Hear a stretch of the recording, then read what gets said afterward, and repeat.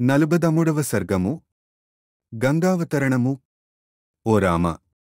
బ్రహ్మదేవుడు వెళ్ళిపోయిన పిమ్మట భగీరథుడు భూమిపై బొటనవ్రేలు మోపి నిలబడి 1 సంవత్సర కాలము శివుని గూర్చి తపస్సు చేసెను.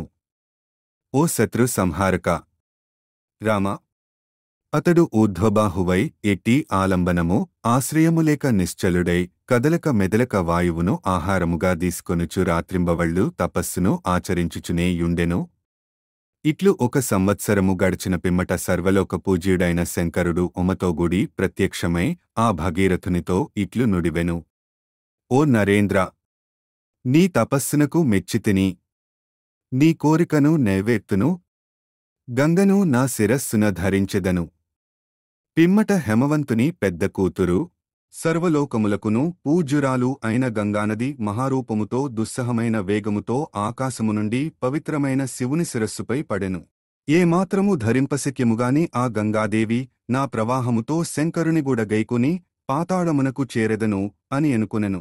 శంకర భగవానుడు గంగాదేవి నది యొక్క గర్వమును గమనించెను. పిమ్మట ఆ ముక్కంటి ఆమె గర్వమును అణచివేయుటకు సంకల్పించెను. ఓ రామ! హిమవత్పర్వతముతో సమానమైనదియు జటామండలమనడి గుహలతో ఒప్పుచున్నదియు అగు ఆ శివుని యొక్క పవిత్రమైన శిరస్సున ఆ పుణ్యనది పడెను. ఆ గంగ ఎంతగా ప్రయత్నించినను భూమిని చేరుటకు ఆసక్తురాలయ్యెను. శివుని జటాజూటములో చిక్కుకుని ఆమె అందుండి బయటికి రాలేకపోయెను. అంతట గంగానది పెక్కు సంవత్సరములపాటు శివుని జడలయందే తిరుగాడుచుండెను.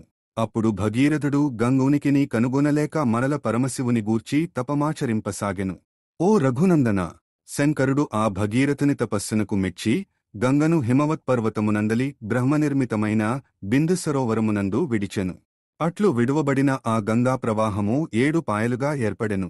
పవిత్ర జలములుగల హ్లాదిని, పావని, నళిని అను 3 గంగలు తూర్పు దిశగా ప్రవహించెను.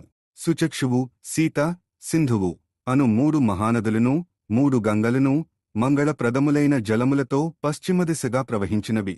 ఆ గంగా ప్రవాహములలో 7వది భగీరథ మహారాజును అనుసరించెను. రాజర్షి అయిన భగీరథుడు ఒక దివ్యరథముపై ముందు ప్రయాణించుచుండగా మహావేగముగల గంగ అతని వెంట ప్రవహించుచుండెను. ఆ గంగాజలములు ఆకాశము నుండి శంకరుని శిరస్సును అచటి నుండి భూమిని చేరినప్పుడు మహాధ్వనులతో మిక్కిలి వేగముగా ప్రవహించెను. గంగా ప్రవాహమున సాగివచ్చిన మత్స్యములతోడను తాబేళ్లతోడను మొసళ్లతోడను ఇతర జలజంతువులతోడను భూమి మిక్కిలి శోభిల్లెను. అట్లు దివి నుండి భూమికి చేరిన గంగను దేవతలు, ఋషులు, గంధర్వులు, సిద్ధులు మొదలగు వారు కనుల పండువుగా గాంచిరి. నగరముల వలె విపులముగానున్న విమానముల నుండియు గుగములపైనుండియు భద్రగజములపైనుండియు ఆ దేవతలు మొదలగు వారు ఆకాశమున నిలిచి సంభ్రమాశ్చర్యములతో గంగను తిలకించిరి. భూలోకమునందు అత్యద్భుతమైన సర్వోత్తమమైన గంగావతరణ దృశ్యమును చూడగోరిన వారే ప్రముఖ దేవతలు అచటికి చేరిరి. మేఘములు తొలగిన గగనము అచటికి వచ్చి చేర్చున్న దేవతాగణముల ఆభరణ శోభలతో దేదీప్యమానమై ప్రకాశించుచు వందల కొలది సూర్యుల కాంతులతో సదృశమై విరాజిల్లుచుండెను. అటునిటు సంచరించుచున్న మొసళ్లతోడను సర్పములతోడను మీనములతోడను వ్యాప్తమైన ఆకాశము విద్యుత్కాంతుల వలె మిమిట్లు గొలుపుచుండెను. పెక్కురీతుల చిమ్మబడుచున్న తెల్లని నీటినురుగులతో విలసిల్లుచున్న గగనము హంసల గుంపులతోడను శరత్కాల మేఘములతోడను వ్యాప్తమైనట్లుండెను. ఆ గంగావాహిని కొన్ని ప్రదేశములయందు అతివేగముగను కొన్ని తావులయందు వంకరగను మరికొన్ని చోట్ల విశాలముగను వేయొకచో పల్లములకు దూకుచును మరియొకచో త్రుళ్ళిపడుచును వేయొకచో ప్రశాంత గంభీరముగను సాగిపోవుచుండెను. ఒక్కొక్కచో సాధ్వివలే గంభీరముగను వేయొకచో వెలయాలివలే వక్రమార్గమునను మయొకచోట నర్తకెవలే గంతులు వేచును ఇంకొకచోట నితంబెనివలే మందయానమునను ఆ గంగ ప్రవహించుచుండెను. ముందునకు పారు నీటిని వెనుకకు మనలు నీరు తాకునప్పుడు నడమంత్రపు సిరి వచ్చినవానివలే అది మిడిసిపడుచుండెను అని కొందరు పండితులు వివరింతురు.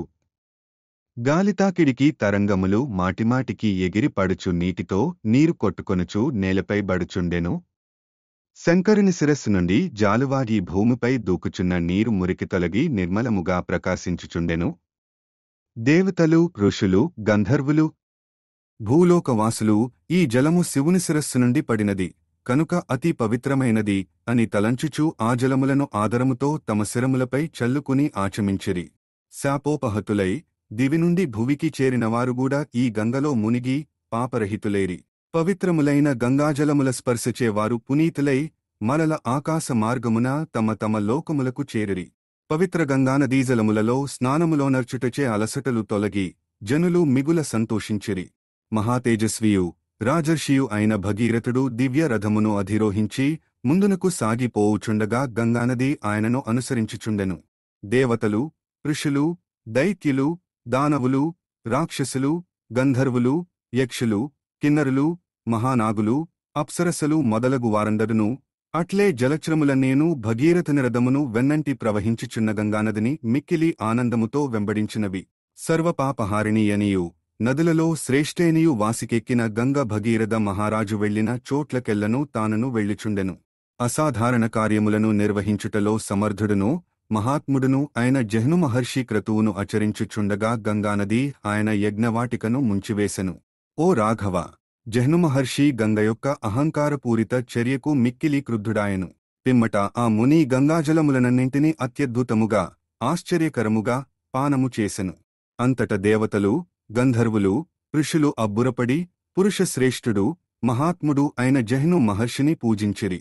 గంగాదేవినిగూడా ఆ మహాత్మునకు కుమార్తెనుగా జేసిరి. పిమ్మట ఆ మహాతేజస్వి పరమప్రీతుడై గంగాజలములను తన చెవుల ద్వారా విడిచిపెట్టెను. అందువలన జహ్నుసుతయైన గంగ అప్పటినుండి జాహ్నవిగా ప్రసిద్ధికెక్కెను. గంగ మరల భగీరథుని రథమును అనుసరించుచు ప్రవహించెను. ఆ నదీమ తల్లి సముద్రమునుగూడ చేరెను. అంతేగాక ఆ భగీరథుని కార్యసిద్ధికై రసాతలమున పాతాళమున గూడ ప్రవేశించెను.